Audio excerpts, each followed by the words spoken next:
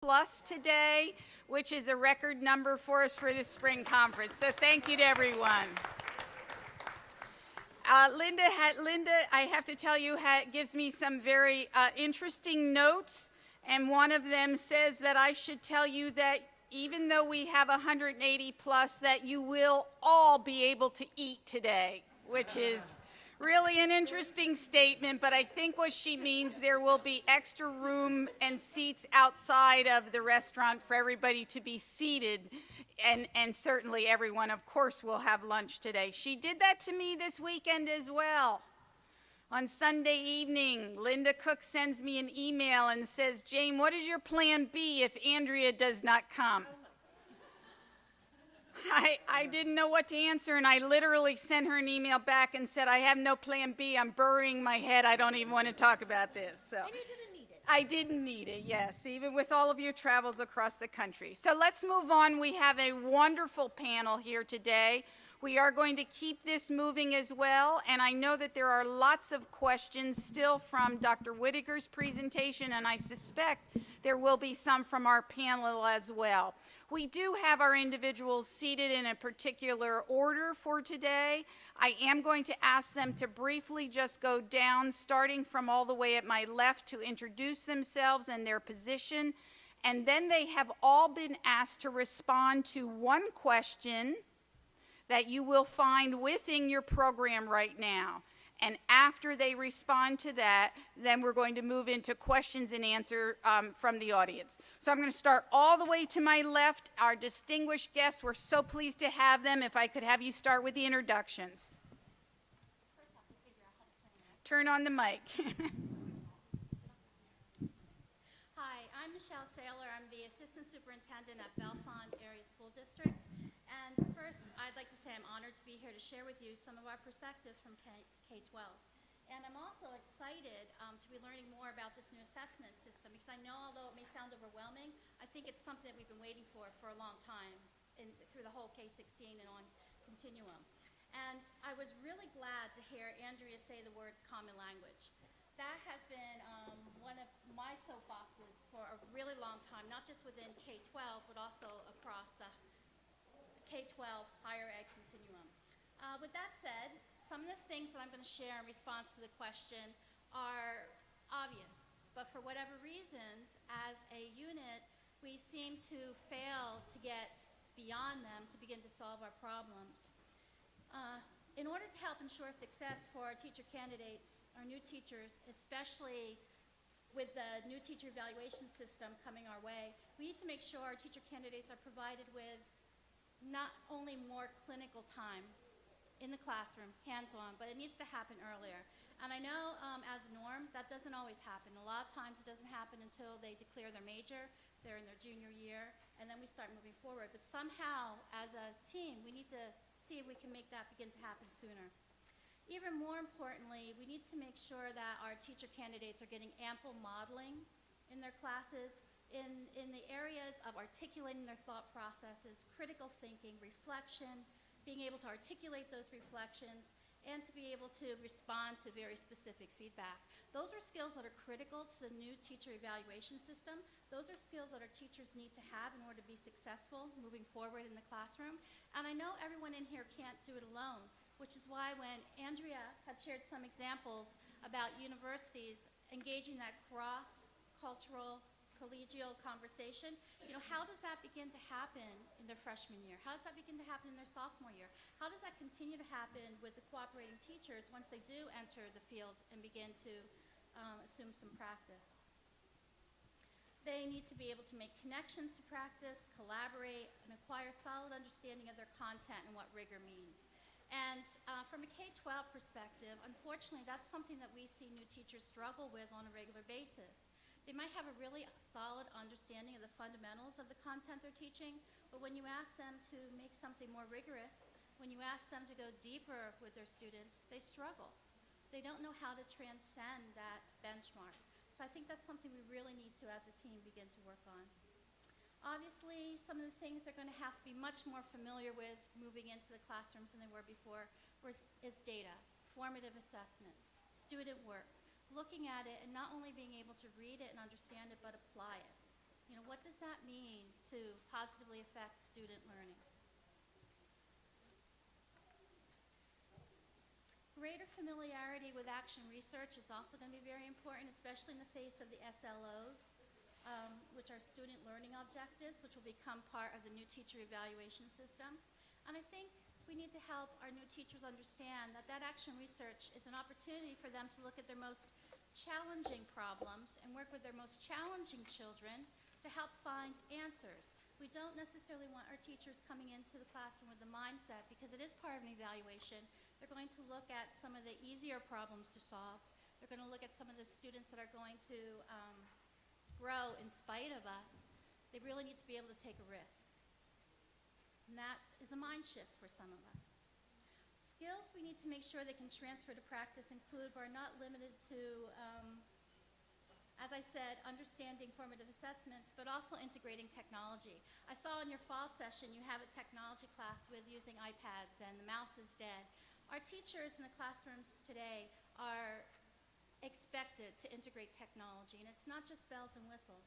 It's something that either helps them get beyond the learning bumps that students encounter, or it's something that's going to enhance the learning process. It's not just the glorified blackboard. How is it going to encourage them to collaborate with students on the other side of the world? How is it going to enable them to talk with someone out at Stanford who might now become their mentor as they work on their own problem that they've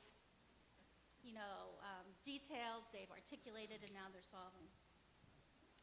Some things, another thing that I really want to emphasize, and it goes back to that common language piece, is PDE has the SAS system. And first I'd like to know, how many of you are familiar with SAS? Good, I'm really, really glad, because usually when I ask that question, I get a very mixed response. When I ask that question to our new teacher candidates, I get usually a very sad response. I might get 25% of the students coming into our schools even knowing how to find SAS, let alone how to create an account or utilize it to help them in the classroom. And SAS is one of those things that helps create our common language, and it's one of those pieces that I think PDE has done a great job with, and a tool that we can use from K through 16 to help our teacher candidates. It gives them access to professional learning. It gives them access to learning communities. It gives them access to the standards, to assessments, to tools to help them create those assessments. It gives them access to all the pieces that they sometimes struggle with, and it helps them not have to recreate the wheel. And again, it's aligned to the Common Core. It's aligned to the teacher evaluation system.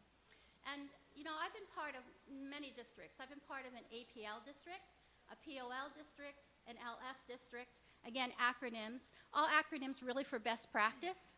But when new teachers come to the interview process or they come to our classroom, they might be talking the dialect of POL in an LF district, and sometimes that works detrimentally against them. It works against them sometimes in the interview process. It works against them sometimes in the classroom. It's really just best practice, and we need to develop that common language, and SAS gives us that opportunity. So it's something that I really, really want to emphasize. So some things to think about as we work through this together, because it is a we. It's not just higher ed. It's not just K-12. It's us together. Is we need to find ways to, again, get more hands-on time. We need to find ways to have those conversations so that skills are being modeled, content practices such as academic language and critical thinking and specific feedback, and the pieces our teachers are going to have to transfer are part of their general eds. And two, we're going to have to work with our cooperating teachers to be able to support those new teacher candidates when they come into the classrooms to student teach, because remember, our cooperating teachers at the K-12 level, this is new to them too, and they're struggling with some of those pieces. A really important piece to look at and think about throughout the continuum is the evidence. Make sure our new teacher candidates know what the evidence is. What does it mean? Look at those rubrics with them. We have the words of inquire, engage, sufficient, not sufficient, but what does that really mean? How do we operationalize it? What's concrete about it? And are we agreeing on what that means when our teachers come to us within the district? Michelle, I think we need to could I just stop you there? And you bring up some really, really great points that I believe will be touched upon as well with the other participants. I'm so glad to have you on the panel. But we are going to move on, and the other panelists, we're going to take the lead and introduce yourselves and then respond to the question. Thank you, Michelle. I appreciate it. Please join me in thanking Michelle. We're pleased to have our next panelist as well. Karen? Hi, I'm Karen Krish, and I'm the principal at the Bellefonte Area Middle School. I was invited to the panel because I've been participating for the last 2 years in the Teacher Effectiveness Pilot Project with the state, and so I'm going to give you a little perspective on how that process has been working and what Pennsylvania teachers will be expected as a process for evaluation, so that you can kind of relate that to what you're trying to do. Critical to the Teacher Effectiveness Pilot, of course, is Charlotte Danielson's 4 domains and how they interact with each other and all the 22 components that go with that. The Teacher Evaluation Program provides tools that help guide that evaluation and supervision process. And it's much more than just rating someone at the end of the year. It's meant to be really reflective and a process for the teachers to help them identify their strengths and also their areas of growth and how to seek further professional development. And I will say the emphasis has been on less on principals doing the evaluating and doing the work to teachers doing the self-reflecting, teachers doing the work and providing the crux of the conversation after an observation rather than the principals doing it. The process generally follows the same process you're used to, a pre-conference, an observation, and of course a post-conference. The difference is that the process identifies on-stage and off-stage domains. Of course, domain 1 and 4 being off-stage that are not easily observed in the classroom, and domains 2 and 3, which are the on-stage ones and focus on the actual classroom observation. So in the pre-observation phase, they complete the guided questions for domain 1, and that part of the observation tool that the state has developed, they provide guiding questions for the teachers to reflect on their lesson plan. And then when you go through the pre-observation process, the teachers come prepared to discuss and defend their lesson planning. Then as we go into the observation piece, I take my rubric, which the state provides, and I take 2 and 3 with me to the classroom. And there's unsatisfactory, basic, proficient, and distinguished. And I focus on the proficient column. And as I'm observing and taking notes, I'm continuously looking at that rubric and seeing if I see what's happening, if that's happening in the classroom, and then it helps me to determine where to place them on the rubric. And then, of course, domain 4 is the professionalism, which then it becomes they complete before they come to the post-observation, and then we discuss all domains 2, 3, and 4 at the post-observation. As part of the process too, on the rubric, I often ask the teachers, and it's part of the pilot, to highlight on the rubric where they think they are. And this is not meant to be a gotcha or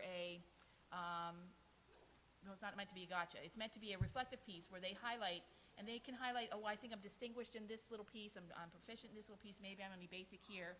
And we do that for the individual lesson, but I found it really helpful to also do this at the end of the school year or throughout the school year to use this rubric to reflect on their whole practice rather than just that specific lesson. Because what I found is with veteran teachers and new novice teachers alike is that reflective piece is very valuable. And if the teachers who are able to do that reflective piece come out of it with very clear goals about where they want to improve their teaching and learning for students.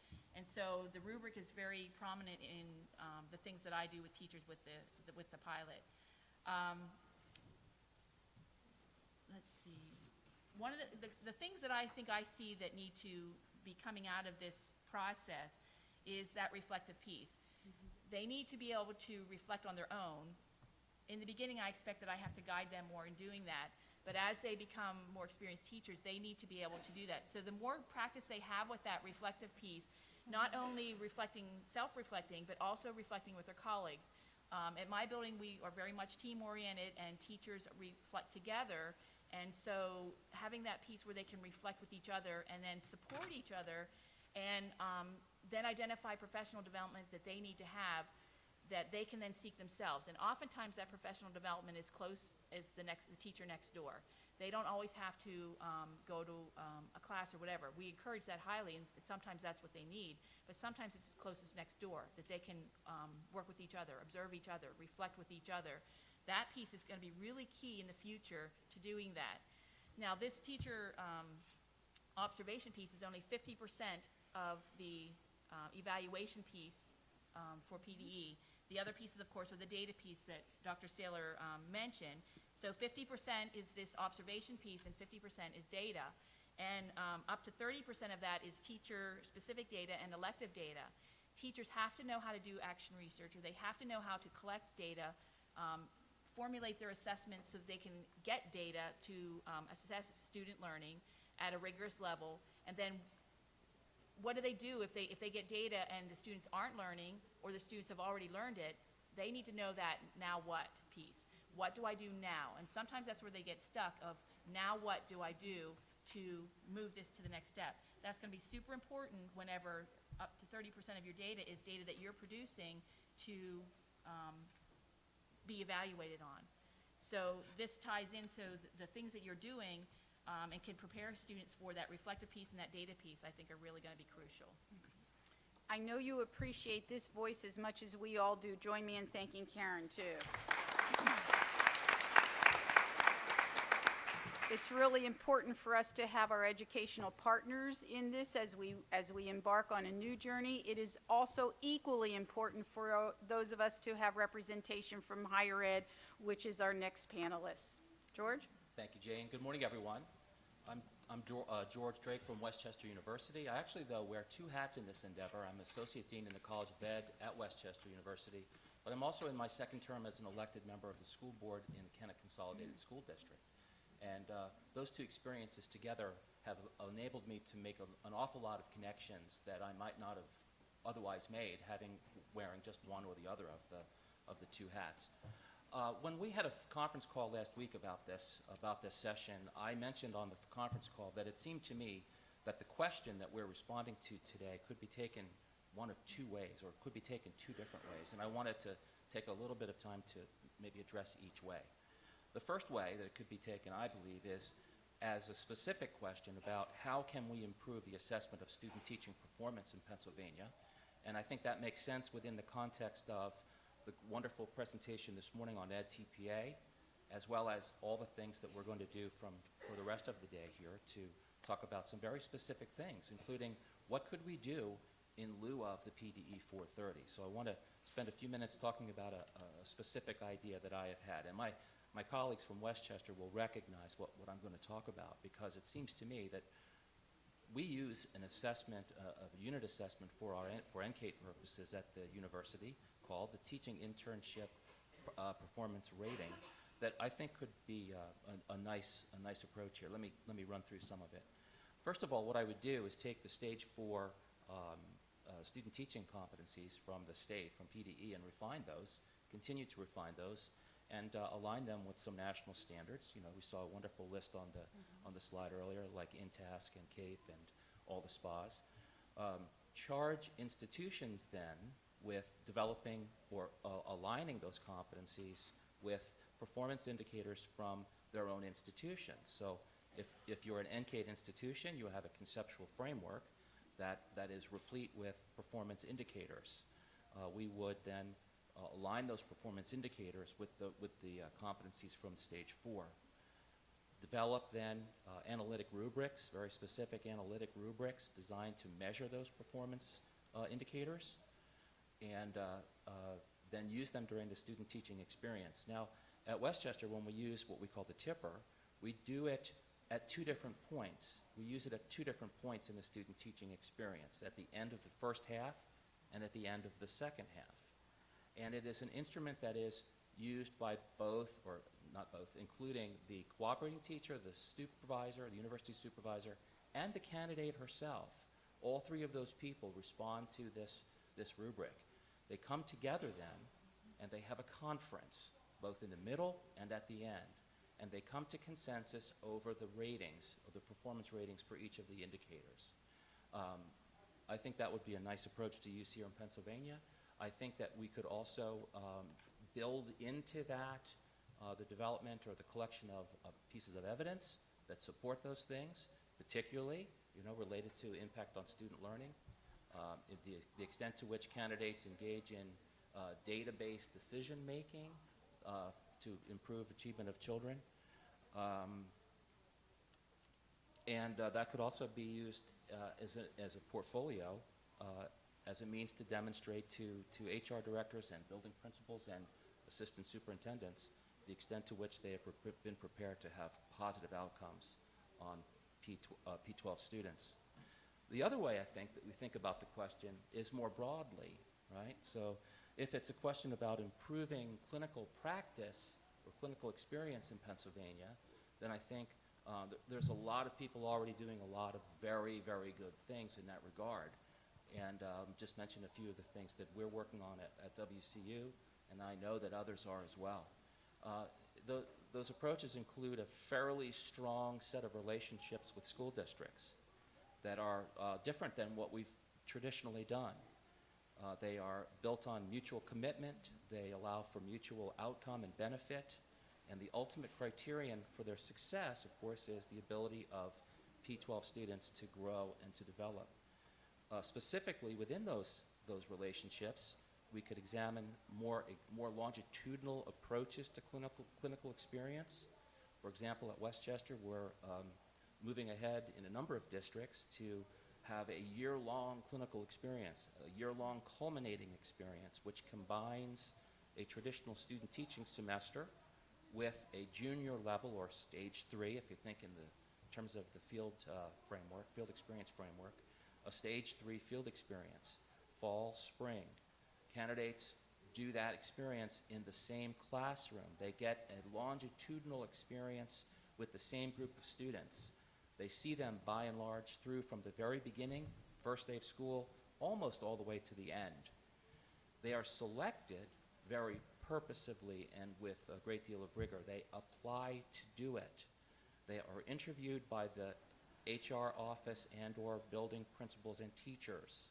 So our partners in K-12 have a stake in the selection and the manner in which these kinds of relationships unfold.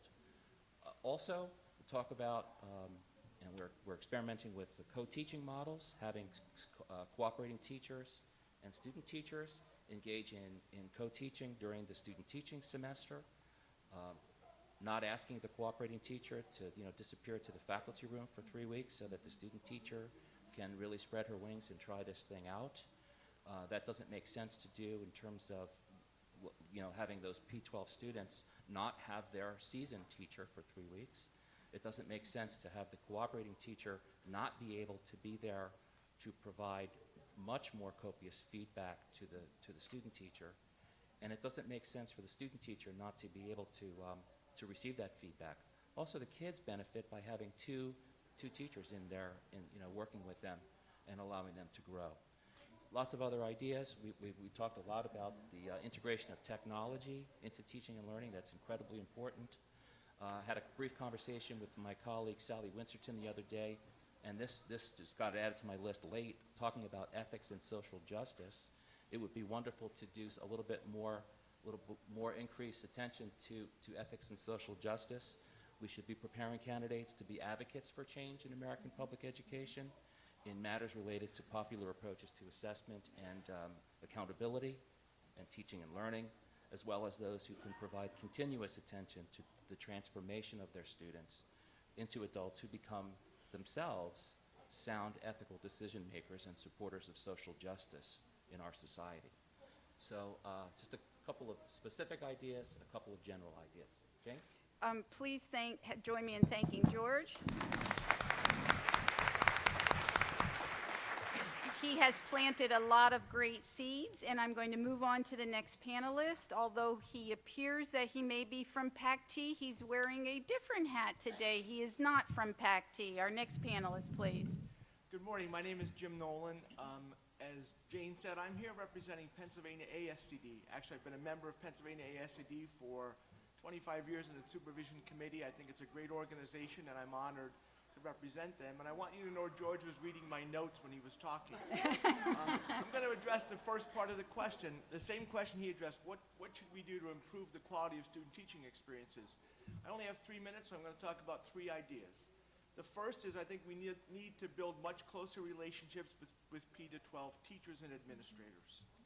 Or to say it differently, I think we need to do a much better job of blending the expertise that faculty members in higher education bring with the expertise and wisdom of practice that skilled practitioners bring.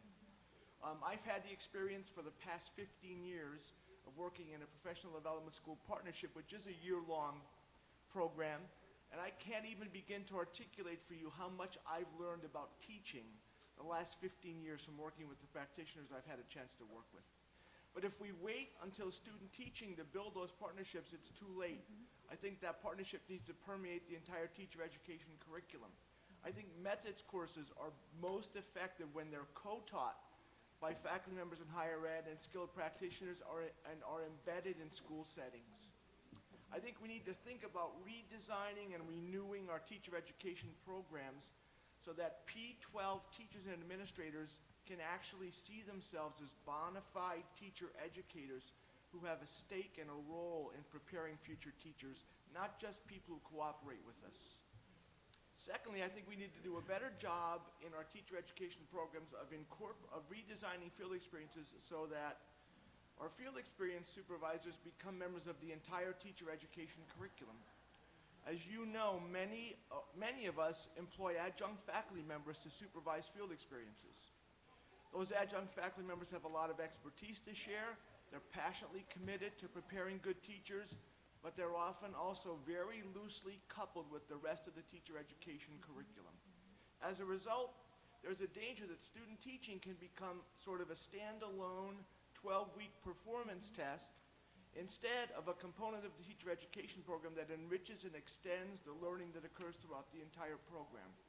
One of my worries about assessment in student teaching is that good assessment in student teaching needs to recognize that student teaching is not only a test, it's a learning experience, and it has to be, as Andrea talked about, a learning experience. So I think we need to do a better job of coupling our field experience supervisors with our entire program. Thirdly, I think we need to extend student teaching experiences over longer periods of time. As I see it, student teachers need to have an opportunity to become a part of, as opposed to being apart from, the entire school community. They need an opportunity to understand the community context in which students live and to get to know students' families outside of school. I think they need a longer period of time to understand what the curriculum looks like as it moves from one grade level to another. I think they need a longer opportunity to get to know the students they're teaching so that they can really differentiate instruction in a way that's meaningful instead of teaching to a whole group where they might know something about the students. So I think if we did those 3 things, built stronger partnerships throughout the entire program with P-12 practitioners, incorporated field experience supervisors more closely to the entire program, and extended clinical experiences, we would be moving a long way towards improving the quality of teacher education and P-12 student learning. Thanks. PSCD would be proud. Our next panelist is one of our collaborators here for this conference, Terry. I'm Terry Barnaby, and I'm with the Bureau of School Leader. I'm the director of the Bureau of School Leadership and Teacher Quality at PDE, and I think now everybody knows what that title means, which is great. When I started out, I always had to explain it. But I want to summarize what I'm going to say is we don't know, and we want to take our time. I think that, and when I say we, I mean my colleagues in the Bureau and at PDE. I've been with the Educator Effectiveness Development team since its beginning.